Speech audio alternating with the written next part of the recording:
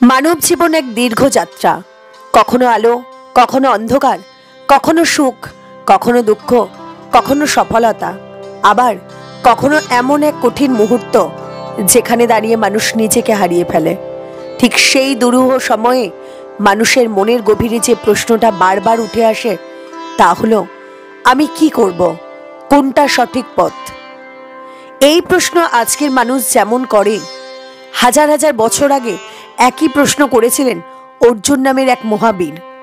জীবনের সবচেয়ে বড় সংকটময় মুহূর্তে যুদ্ধক্ষেত্রের ঠিক মাঝখানে দাঁড়িয়ে নিজের শক্তি সাহস থাকা সত্ত্বেও তিনি ভেঙে পড়েছিলেন।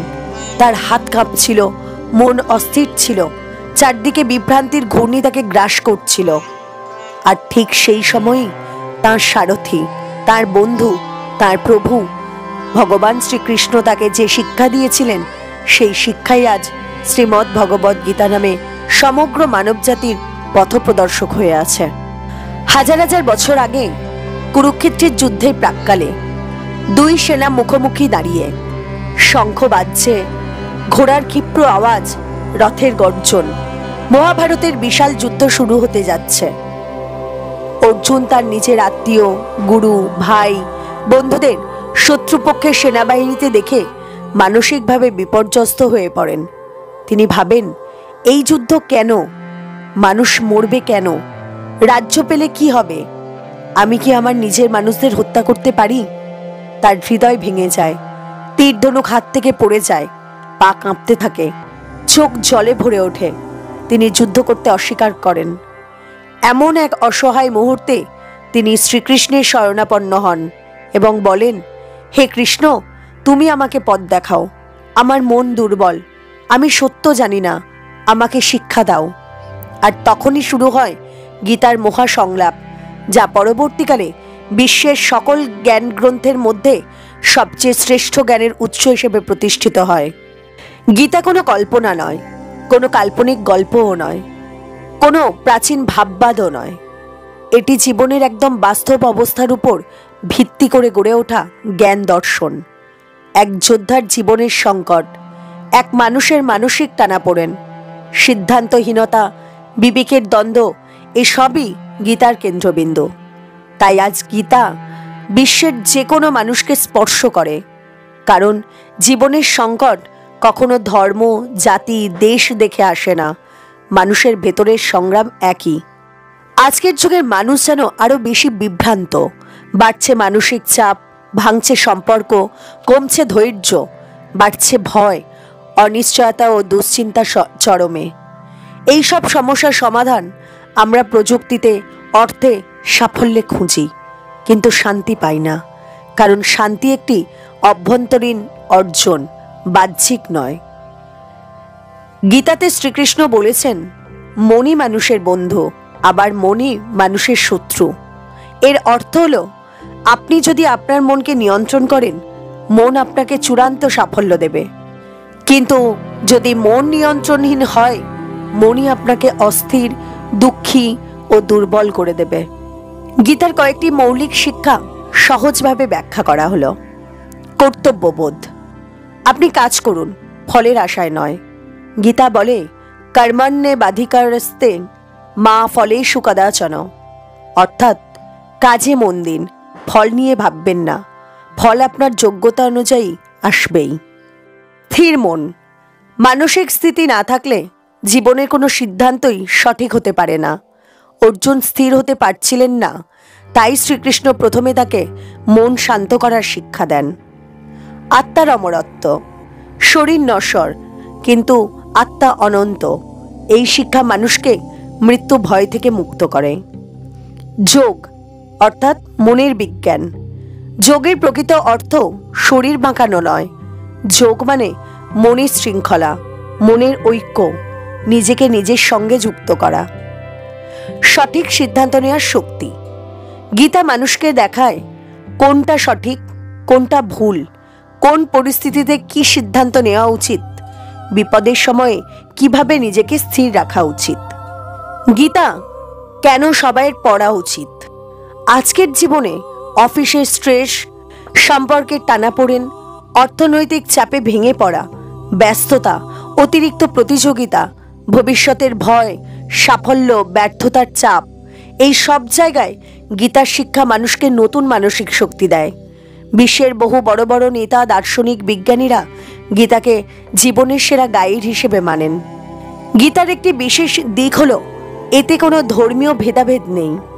গীতা মানবতার শিক্ষা দেয়। গীতার মূল মন্ত্র হলো সকলের মঙ্গল হোক। যে কোনো ব্যক্তি, যে কোনো ধর্ম, যে কোনো বয়স, যে কোনো পরিস্থিতি গীতার শিক্ষাকে জীবনে প্রয়োগ করতে পারে। গীতার 18টি অধ্যায় মানুষের 18 ধরনের মানসিক অবস্থা শিক্ষা দেয়, যেমন সংশয়, ভয়, অসহায়তা, সিদ্ধান্তহীনতা, কর্ম, জ্ঞান, ভক্তি, আত্মশক্তি। শ্রীরামকৃষ্ণ বলেছেন, গীতা হলো মানুষের জীবনযাত্রার মহা পথনির্দেশিকা। আধুনিক বিজ্ঞানও গীতার সঙ্গে একমত। মনোবিদরা বলেন, মানুষের চিন্তা তার নিজের বাস্তবতা তৈরি করে।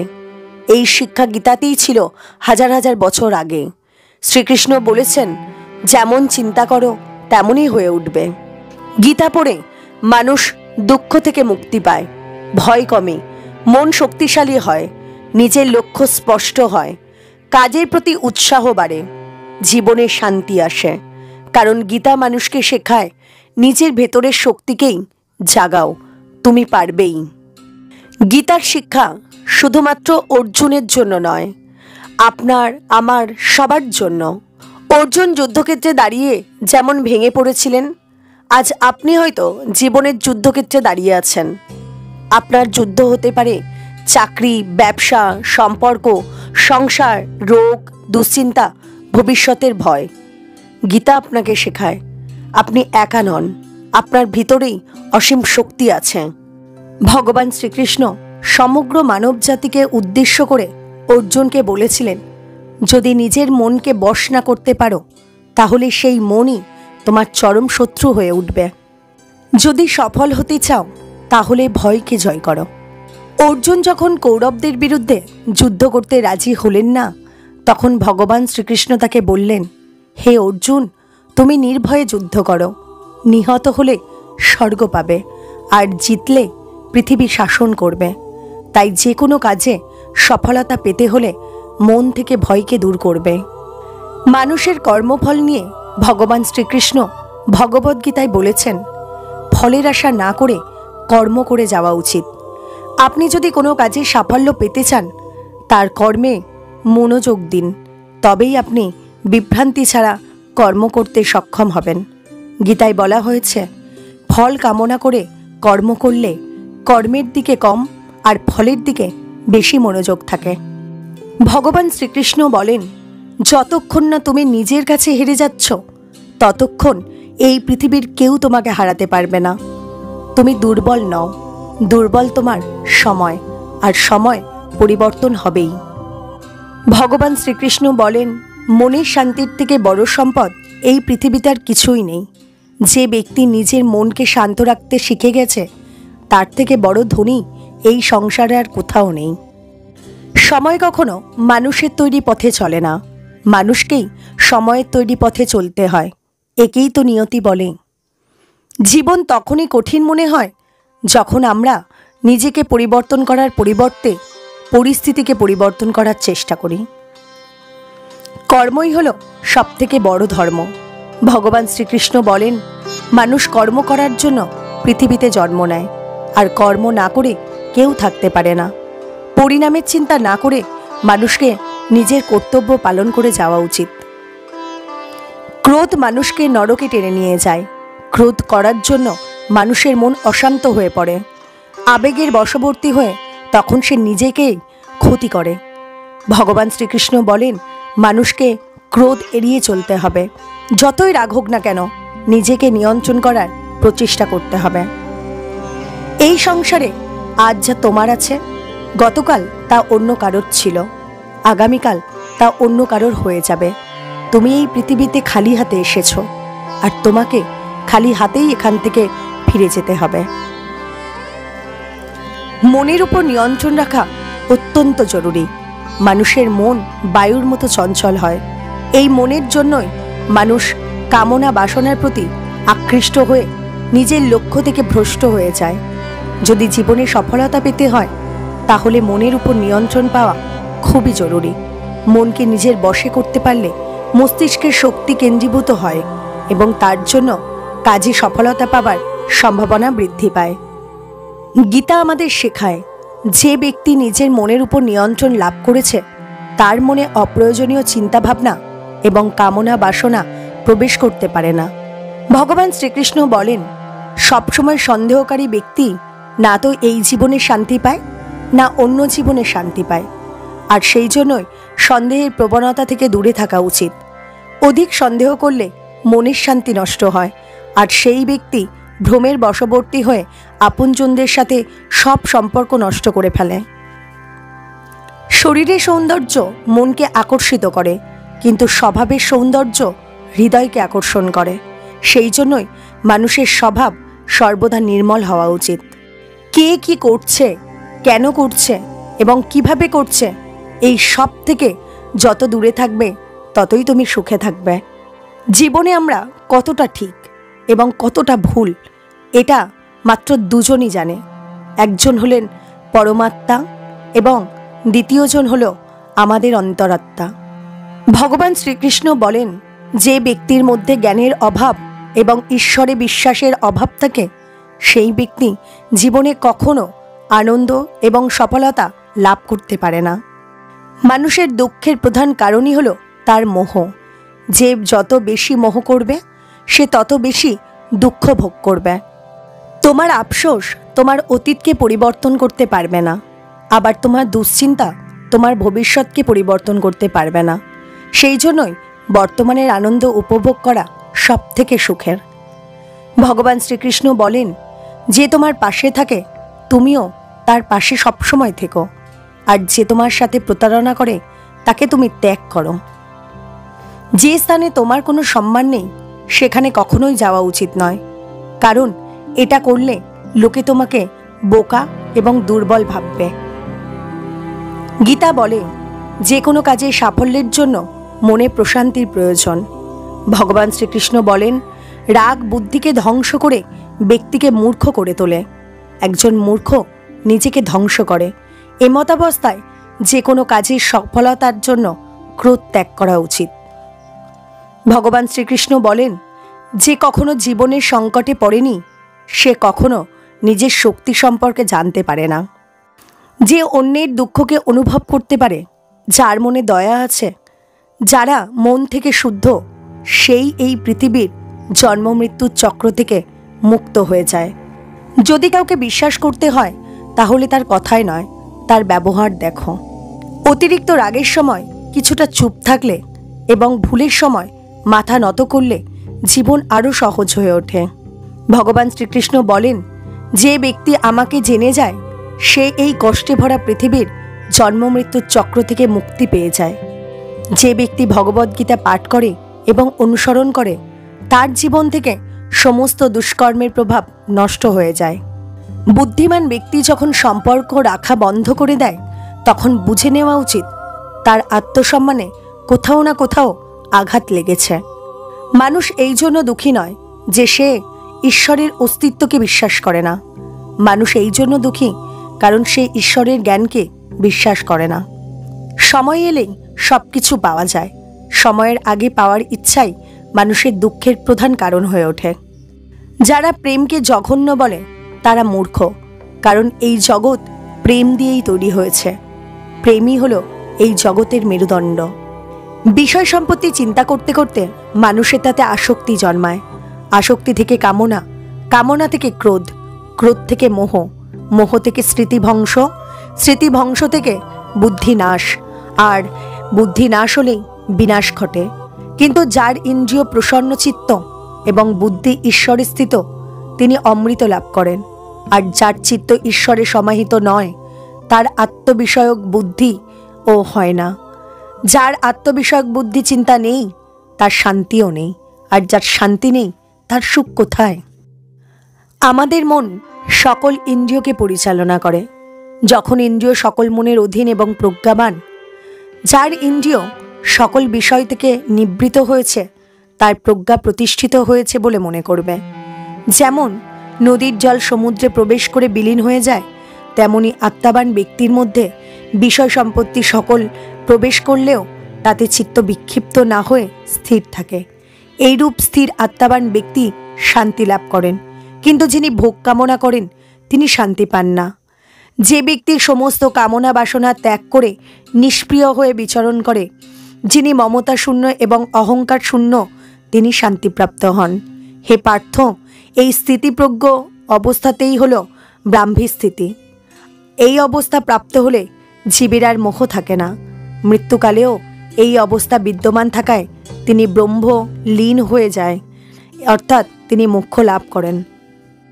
ভগবান শ্রীকৃষ্ণ বলেন, বিবেক বুদ্ধি দ্বারা সমস্ত কর্ম সম্পাদন করো। এখানেও ভগবান কর্মযোগের সহজ পন্থা স্পষ্ট করে নির্দেশ করে দিয়েছেন। সমস্ত কর্ম ঈশ্বরকে সমর্পণ করতে হবে, তাহলে সেই কর্মের ফল আমাদের উপর বর্তাবে না। ঈশ্বর তার অনন্ত কৃপাগুণে আমাদের সমস্ত কর্মভোগ কাটিয়ে মোক্ষের অধিকারী করে দেবেন। ভগবান শ্রীকৃষ্ণ বলেছেন, যে যেখানে যেভাবে যে অবস্থায় আমার শরণ নেয়, সেইখানে সেইভাবে সেই অবস্থায় আমি অনুগ্রহ করে থাকি। যে বিষয় কামনা করে তাকে আমি কাম্য বস্তু প্রদান করি, যে মোক্ষ কামনা করে তাকে আমি মোক্ষ ফল প্রদান করি, যে ভক্তি প্রার্থনা করে তাকে আমি ভক্তি প্রদান করি। আমাদের জীবনের সবথেকে কটু সত্য হলো এটি যে আমরা সর্বদা সুখের জন্য চেষ্টা করি, কিন্তু আমরা দুঃখ পাই। আমরা প্রেম কামনা করি, কিন্তু আমরা হতাশার সাথে মিলিত হই। আমরা জীবন কামনা করি, কিন্তু আমরা জানি যে আমরা প্রত্যেক মুহূর্তে মৃত্যুর দিকে এগিয়ে যাচ্ছি। প্রত্যেক ব্যক্তি সুখ লাভের জন্য ফলপ্রসূ কাজে নিয়োজিত থাকে, কিন্তু তৃপ্তি পায় না।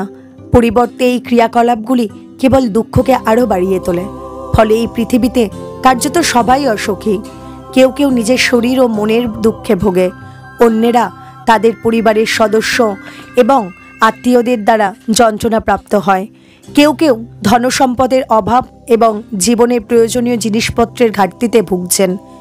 বস্তুগত মানসিকতার লোকেরা জানে যে তারা অসুখী, কিন্তু তারা মনে করে যে তাদের সামনে থাকা অন্যেরা সবাই সুখী, এবং তাই তারা বস্তুগত বৃদ্ধির জন্য ছুটতে থাকে। এই অন্ধ সাধনা চলে বহু কাল যাবৎ, তবুও সুখের দেখা নেই।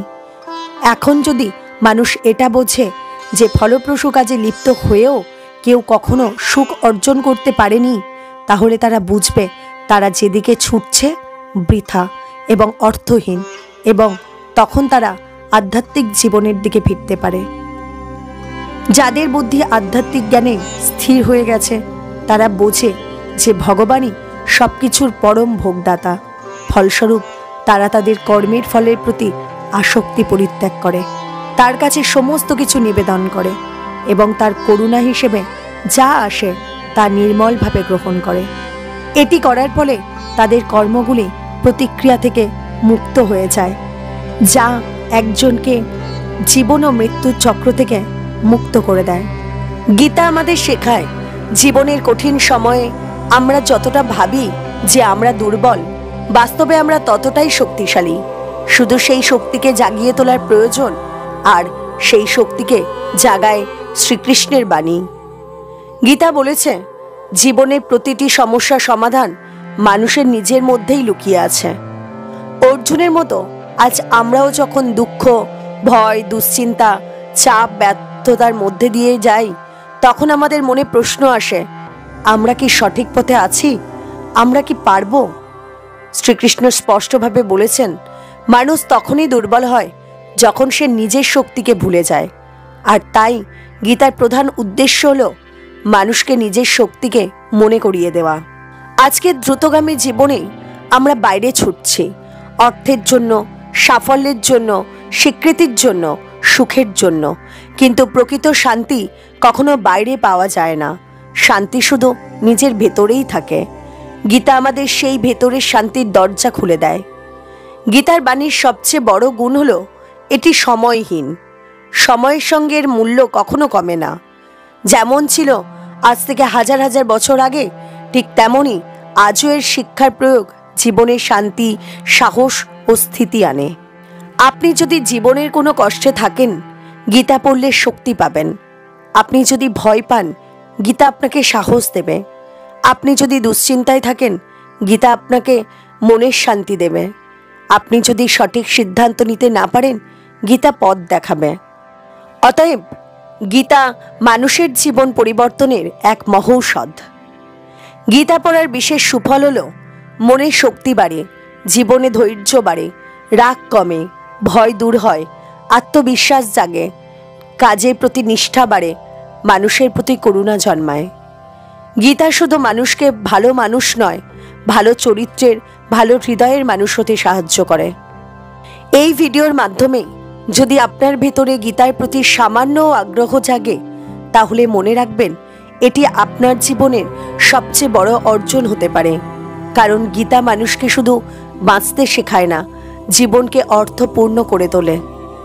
গীতা প্রচার করুন, প্রতিটি ঘরে গীতার আলো পৌঁছে দিন। মানুষের মন বদলাবে, সমাজ বদলাবে, বিশ্ব বদলাবে। যদি এই ভিডিওটি ভালো লাগে, অবশ্যই একটি লাইক করবেন, কমেন্ট করে জানাবেন এবং আমাদের চ্যানেলটি সাবস্ক্রাইব করে রাখবেন। গীতার বাণী আরও মানুষের কাছে পৌঁছে দিতে আপনার একটিমাত্র শেয়ার বিশাল পরিবর্তন আনতে পারে। জয় শ্রীকৃষ্ণ।